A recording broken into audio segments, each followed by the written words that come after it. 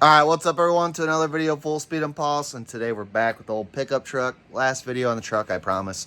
But we're just putting a tack in this thing because on this model here, it did not come with the tack. So we just want to add one in so we know where we're shifting at, because that shift light is a joke. Like, that thing's probably got us shifting at like 1500 RPMs. That's not going to happen. And that doesn't mean we're putting a tack in it so we get like revving the thing out like crazy, but it would be nice to know like where we're shifting at exactly. And, you know, just nice to have. So here we go. Let's get at it. So if you haven't seen before, here's our 1988 Chevy pickup that we picked up for a pretty good price. We got her cleaned up, and we already took the intake off just to get a better look at what we're working on here. And what you're going to want to do is you want to hook your RPM gauge up to the negative side of your coil, which is nice because on this guy right here, here's your coil. It's going to come right off your distributor. It's actually already have a plug in there for us. So all we got to do is slip our slider on. And we already tested tech actually, just make sure it was going to work. And it does. So now we can actually get down to the actual wiring of this thing. But we picked up just a nice little budget Bosch RPM gauge. It illuminates at night so we can still see it. Only thing in it come with was like a hose clamp, which is kind of a standard setup. You mount your gauge onto one of these, goes onto your column. You can zip tie it on. I like using a hose clamp because it's a little bit snugger of a result. But other than that, simple stuff. Your green is going to be your RPM, white as illumination, red as power, and black as ground. Pretty basic stuff here, guys. So the first thing we're going to do is we're going to probably mount it right here. So what we need to do is find a spot here that's going to go through our firewall. Don't mind that light blinding you.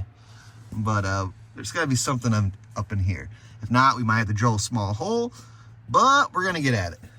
So, and then the idea is to like kind of route the wires through the column right here. This one doesn't tilt. And then we'll come through the bottom here. And then there should be a fuse panel somewhere on this thing. Pop our cover off here. There you are right there.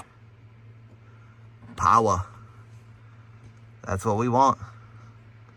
Piece of cake. It's going good already, guys. So let's get those wires mounted up. Very, very important step here, right off the bat. Make sure you route your wires through here first.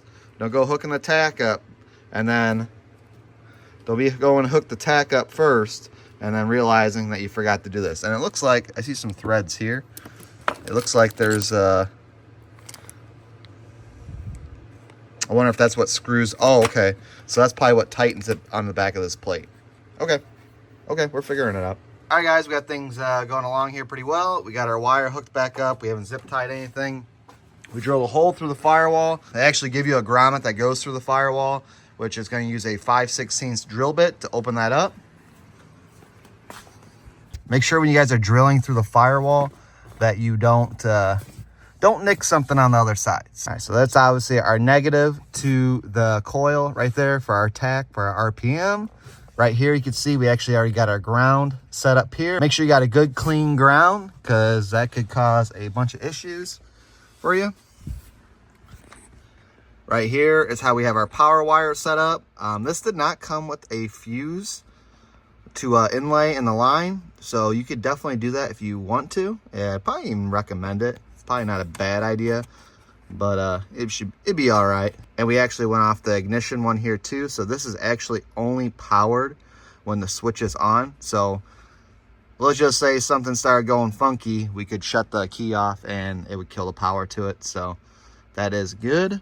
And last things is getting this wire hooked up to something in our dimmer switch. So we're gonna tackle that next. You can see we did a zip tie, but that was just really to mock up and kind of find a good spot for this thing. And then we're going to kind of try to hide our wires a little bit better too. And we should be about done. So, man, definitely need to clean this thing up a little bit more. But we're getting there. All right, so we found our connection here. So right here is, see how it's dim? And then I can only have so many hands here. We'll turn it up. See how the dash lights are brighter now? Boom. Green's our girl right there. And we can only pull this out so far. Seems a little stuck up here. and I don't want to crack this since it's old as it is. So we're being very delicate, and we're going to tap into that green one, and we should be good to go. I might try to look and see if there's a green down here that's a little bit easier to splice into. But we got these little splicer jobs that they gave us. I never used them before, but we're going to try them out. Hi guys, kind of weird, but well, I never used those splicers before. The splicer worked as far as still connecting the power through, but did not deliver power to our wire. So after some, you know, tracing back and seeing what the issue was, that wire was not getting power to their tach here. So we kind of just slipped it in with that guy, real tight, real good. Everything still clicks in. We're gonna put it back together and start mocking stuff up. All right guys, let's see if it works.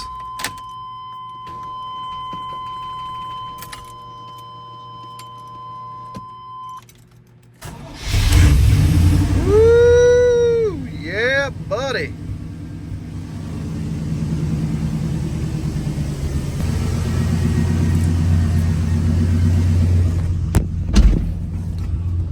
All right, in here in the dark, let's turn our lights on. Oh, man. You gotta love the old school stuff.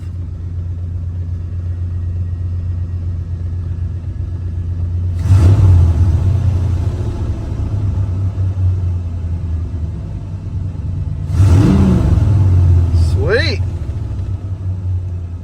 Running good, guys. Working good. That's what we're talking about. All right, easy install, not too shabby. All right, guys, that's us installing our tach on our 1988 Chevy pickup truck. I appreciate you guys watching, but you guys know the deal. Until next time, we'll see you later.